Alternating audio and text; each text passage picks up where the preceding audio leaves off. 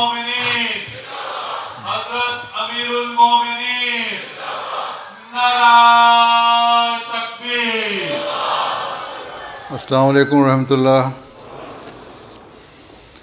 اشہد ان لا الہ الا اللہ وحدہ لا شریک لہ واشہد ان محمدا عبدہ ورسولہ.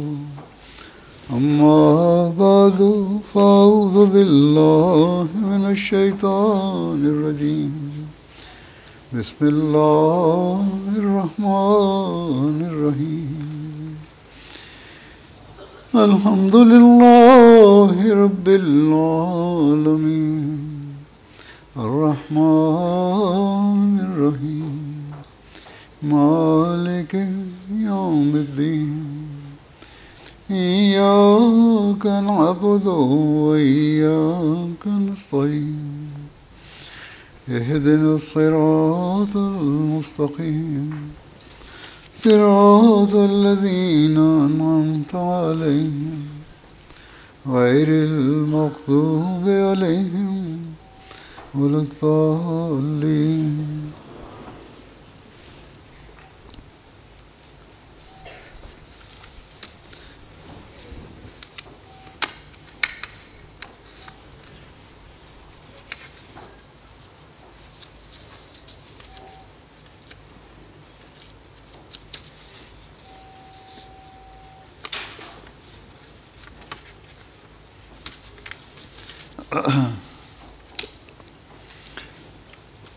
By the grace of Allah, once again, you have had the opportunity to hold and participate in the National Ijtema of Majlis Khudam al-Ahmadiyyah, an Ijtema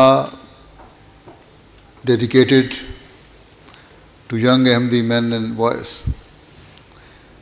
Undoubtedly, when a community's youth embrace its values and strive to fulfill its objectives, that community thrives and progresses. Thus,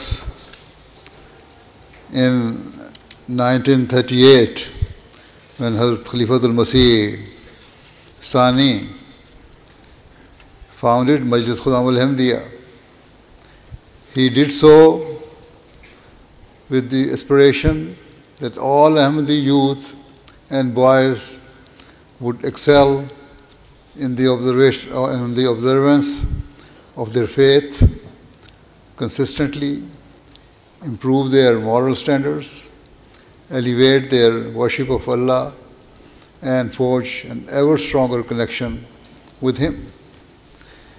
In essence, Khudam al-Ahmadiyyah was formed as a means for Ahmadi youth collectively to live their lives according to the teachings of Islam.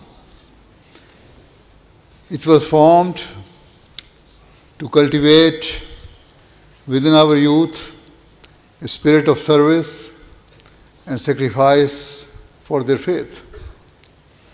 Moreover, Majlis Khudam al-Ahmadiyyah was established not only to ensure Ahmadi youth fulfilled their religious objectives, but to ensure that their children and the future generation of Ahmadis remained committed to their faith.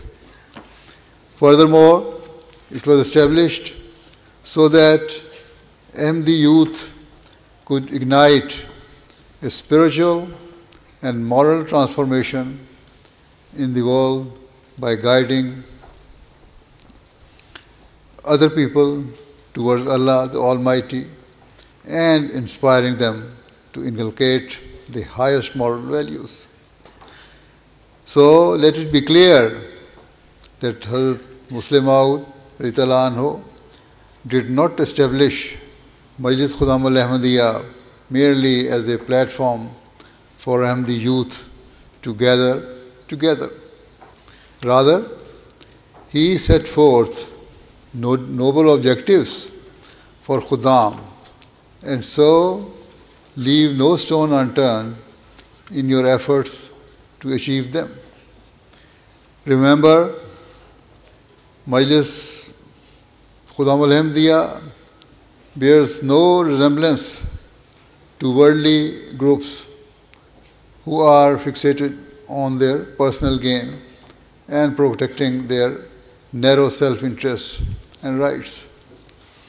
On the contrary, where we must strive to strengthen our relationship with Allah the Almighty and to fulfill the rights of His creation, we must also, through love and rationality, invite others towards God and fulfilling their rights of His creation.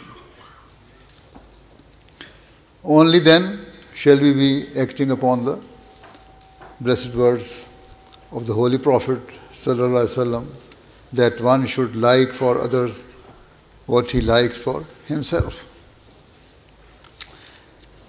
So, as Khadim and Tifl,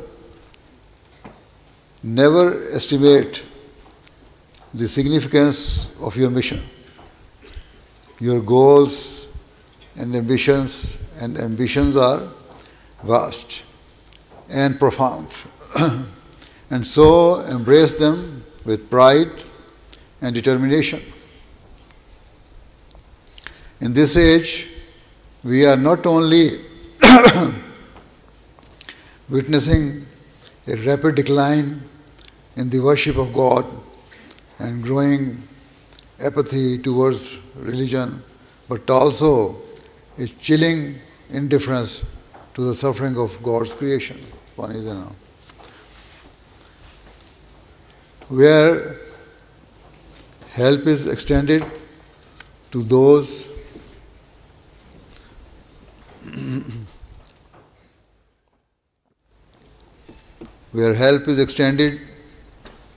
in need, it is often driven by ulterior motives and a desire to fulfill Western interests under the guise of humanity.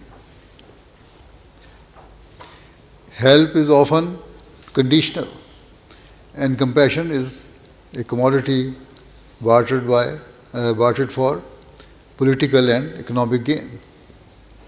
As a result, an ever-rising chorus of voices are now openly denouncing the major powers and worldly institutions to be guilty of glaring double standards.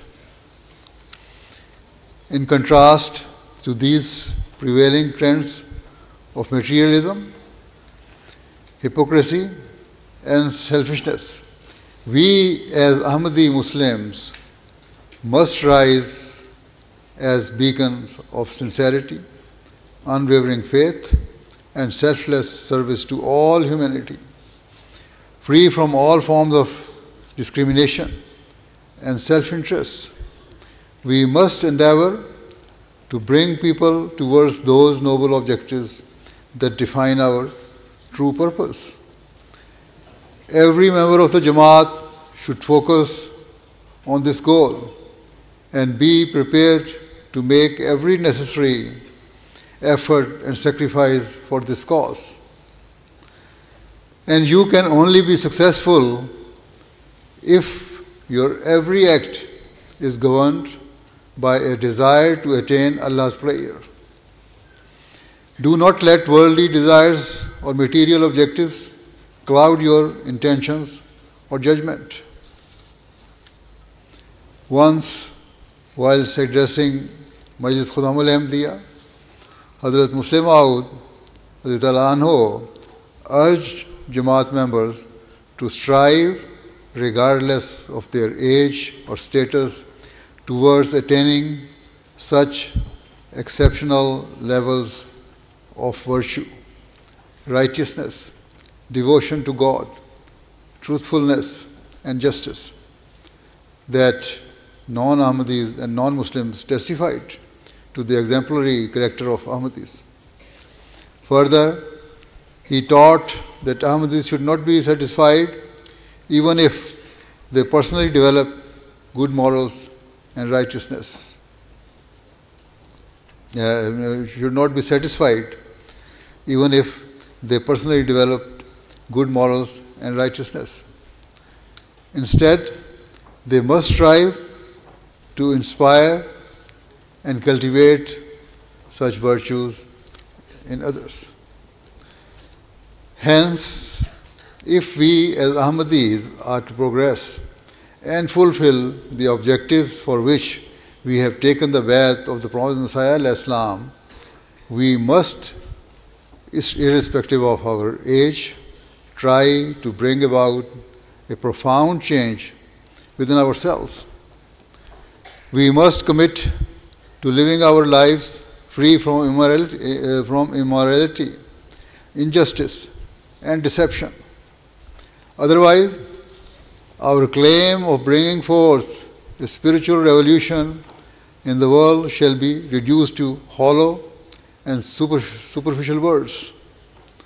In terms of our self-reformation, we must start from our homes by fulfilling the rights of our parents, wives, children, brothers, sisters, and relatives.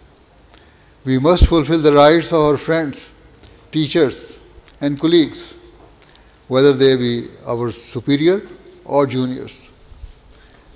Above all,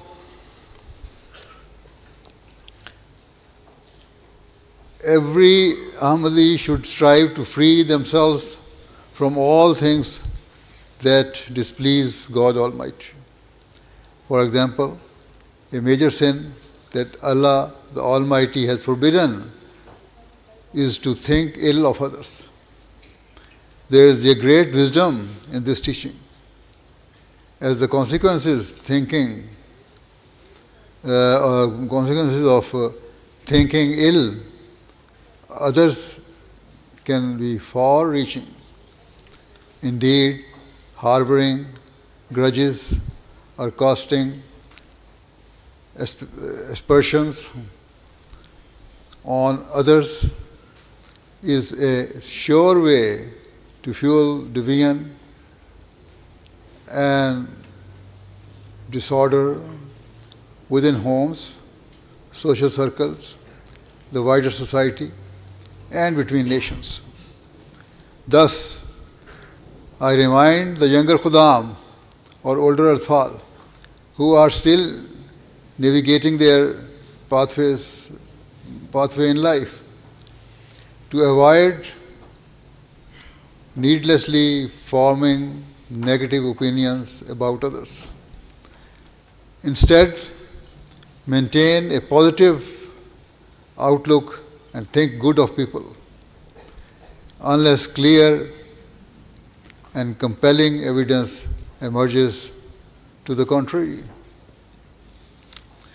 Further, always remember that chief amongst all evils is falsehood. Falsehood is a poison that seeps into the heart of mankind and tears apart bonds of trust and unity in society. In today's world, falsehood has become so common that often a person cannot differentiate between what is true and what is false. Regrettably, due to the harmful effect of society,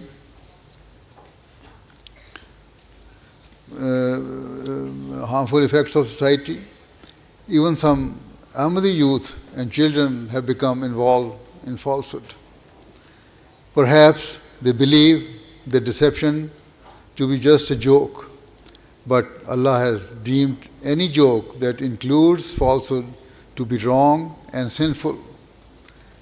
At a social level, an ever-increasing problem is the spread of falsehood on social media. Indeed, it is no exaggeration to say that we live in an age of rampant misinformation. People share or forward messages, either deliberately or ignorantly, irrespective of whether what is stated or depicted is true. The consequences of such deception lie far beyond the comprehension of many young people. Lies and false propaganda are being spread across towns, cities, and nations in the blink of an eye, igniting tensions and conflict between communities. Social media platforms, which proudly claim to bring people together, are actually driving them further apart. For example, a few weeks ago, riots broke out in various cities of the UK after posts on social media alleged that the perpetrator of the heinous killing of innocent children in Southport was a Muslim immigrant. This was a complete fabrication, yet it spread like wildfire and social media and resulted on social media and resulted in immigrants, especially Muslims, being maliciously targeted.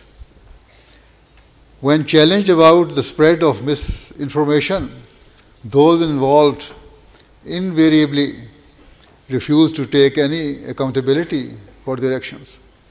So, in this age of falsehood, it is up to Ahmadi youth to be the guardians of truth. Every khadam should always pause and reflect before commenting or sharing any message.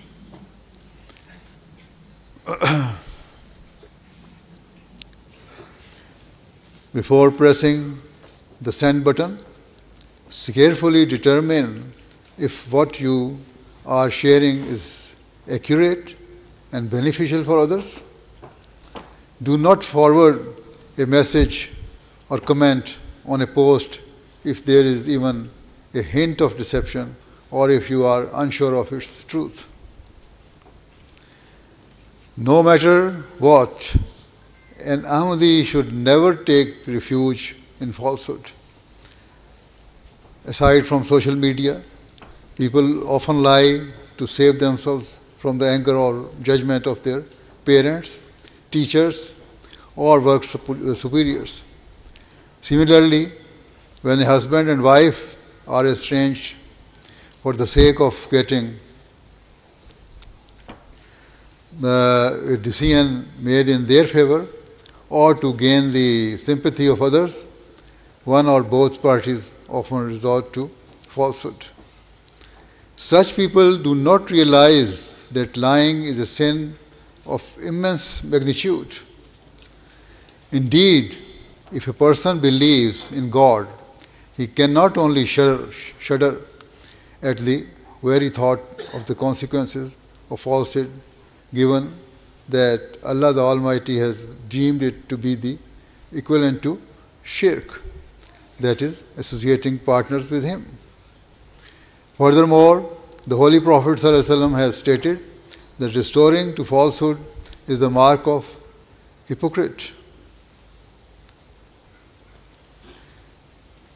The Holy Prophet ﷺ said that when a hypocrite speaks, he lies.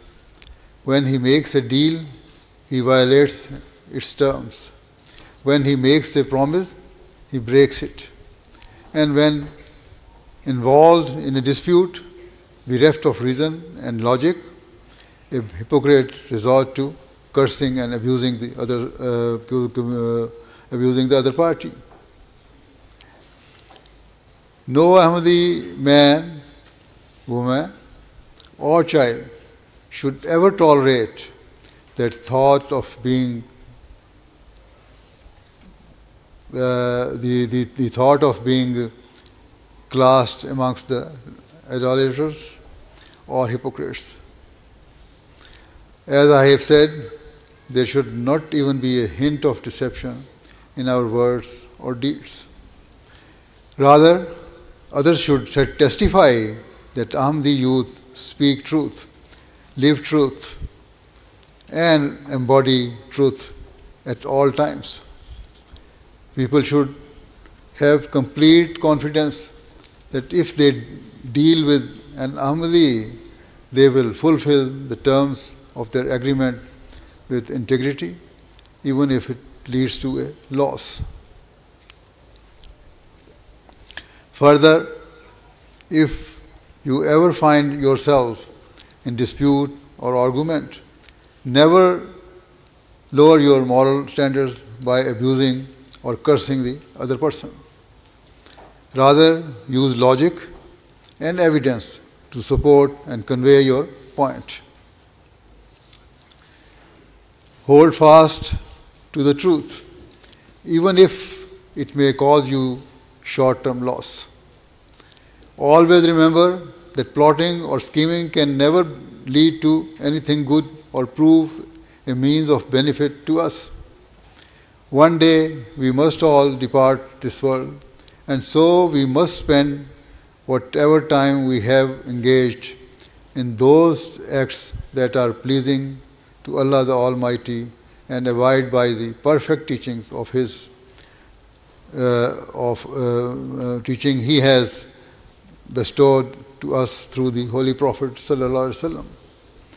Similarly, Ahmadi parents must refrain from all forms of falsehood within their homes, even what they might consider a harmless joke.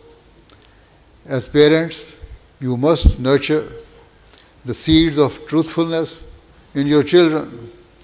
Otherwise, you cannot expect your children to speak truthfully and to understand its value.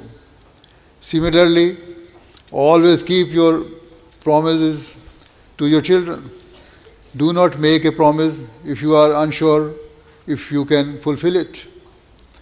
In his writings and various discourses, the promised Messiah ﷺ has also repeatedly condemned falsehood in the strongest possible terms. On one occasion, the promised Messiah ﷺ states, in reality, until a person abandons falsehood, he cannot become pure. Worthless, worldly people believe that they cannot survive without lies. However, this is a reprehensible belief. Here, the Prophet Messiah ﷺ condemns and utterly rejects the belief that a person must engage in falsehood to succeed. The Prophet Messiah ﷺ further said, if one cannot survive with truth, then falsehood certainly cannot sustain a person either. It is deeply regretful that these wretched people do not give God the value He deserves. He says, they do not know that without the grace and mercy of God Almighty, a person cannot survive.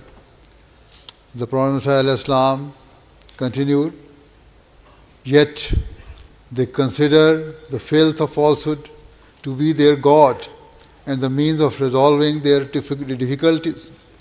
This is precisely why God Almighty has tied falsehood to idol worship in the Holy Quran. Know for certain that we cannot take even a single step, rather not even a single breath, without the grace of God. The Prophet Messiah ﷺ states that every single breath we take is due only to the grace of God Almighty, and that a person's scheming, plotting or lying can never lead to success.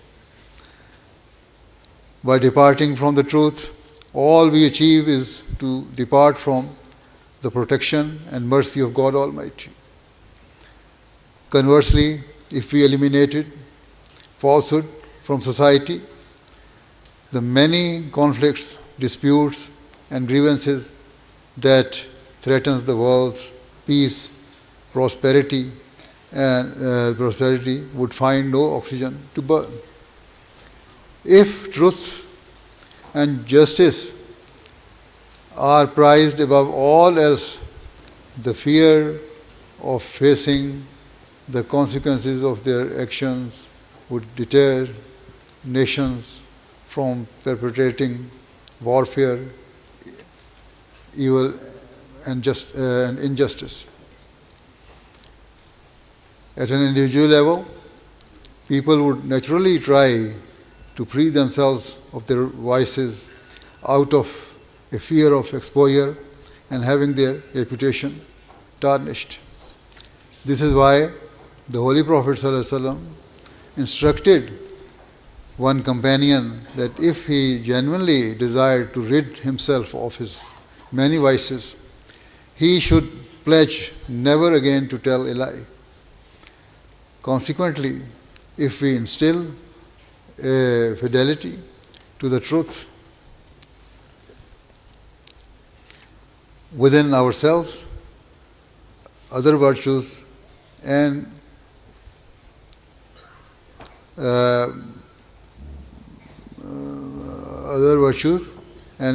qualities will automatically develop in us and become part of our daily lives. Therefore, I reiterate that all Jamaat members, especially Khudam and Atfal, should collectively pledge to eradicate all traces of dishonesty from their lives. Indeed, Ahmadi youth and children should, as individuals and collectively, launch a campaign and movement to uphold truthfulness and honesty, reject falsehood and embrace truth. May it be that all people testify to the fact that Ahmadi youth are those who never utter a false word. Now, before concluding, I also wish to remind you of the crucial importance of obedience to Khilafat. If your pledge you have all vowed to abide by and fully obey any maroof decision made by Khalifa Waqt. What is a maroof decision? Simply, it is to convey the commands of Allah the Almighty and His noble Messenger Sallallahu Alaihi Wasallam, because the Khalifa Waqt will never give any instruction or statement contrary to the commands of Allah the Almighty or the Holy Prophet Sallallahu Alaihi Wasallam. Accordingly, you must continually assess if you are living up to your pledge of obedience. Amongst the maroof decision of Khalifa Waqt, instructing Ahmadis to observe Salat at the prescribed times and fulfill the rites of the worship of God Almighty, is of primary importance. Thus, I repeatedly instruct Ahmadis to focus on offering namaz with concentration and humility at the appointed times. Regrettably, the attendance at our mosques and salat centers is not as high as it should be. Even though many Khudam and Atfal live near a mosque or center and can easily come for namaz. Similarly, many do not wake up to offer the Fajr prayer at the correct time.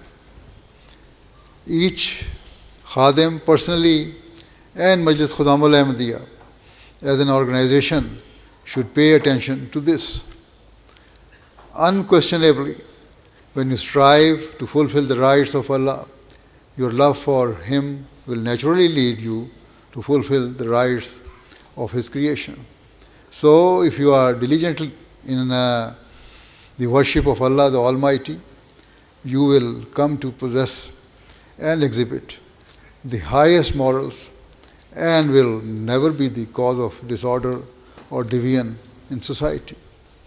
Instead, you will play a significant and positive role in bringing people together under the banner of peace, love, and mutual respect.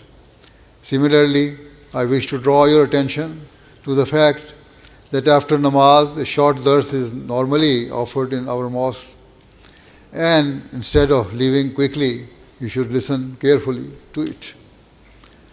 This will ensure that the commands of Allah the Almighty and His Messenger sallallahu alaihi wasallam consistently reach your ear and will deepen your understanding of Islamic teachings and beliefs.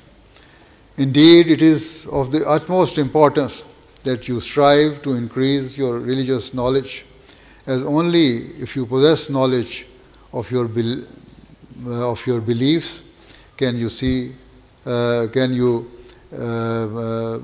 act upon them. Now, as the Ijtema draws to a close and you return to your homes, I urge you to pay close attention to what I have said today. Reflect especially upon the hadith in which the Holy Prophet ﷺ taught that shunning falsehood was the means of freeing yourself from others' vices and sinful activities. Similarly, pay heed to the blessed words of the Prophet ﷺ, advising his followers to remain engaged in a constant spiritual jihad against falsehood. Always remember that a community or nation whose members manifest truth and integrity is destined for great success.